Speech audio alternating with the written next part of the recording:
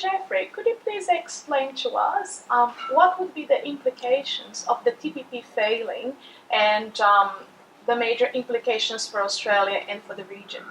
Well, fortunately for the Asia Pacific, if the TPP fails, there is another mega regional trade agreement that's been proposed. This one's called the RCEP, or Regional Comprehensive Economic Partnership Agreement.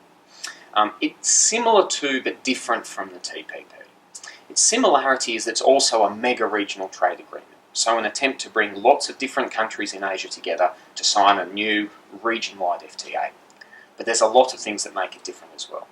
Firstly, it is based on ASEAN, the Association of Southeast Asian Nations, and the 6 free trade agreements that the ASEAN bloc has already signed with other countries. So that's with China, Japan, Korea, India, New Zealand and Australia.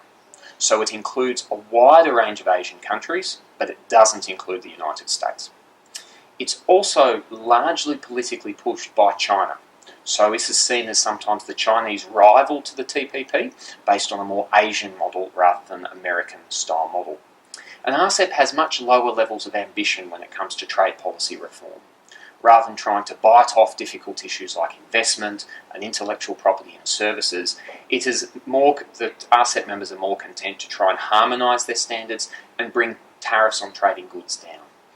And so this means that if the TPP fails, then the RCEP agreement may be able to move in and step in its place. RCEP is still under negotiation, but the member states have said that they intend to complete negotiations by the end of 2016, this year. So in the situation in November, if the TPP fails, RCEP will be ready to move into the space. Oh, thank you so much, Dr. Jeffrey. Absolutely fascinating. Thank you so much for being with us. Thank you for having me.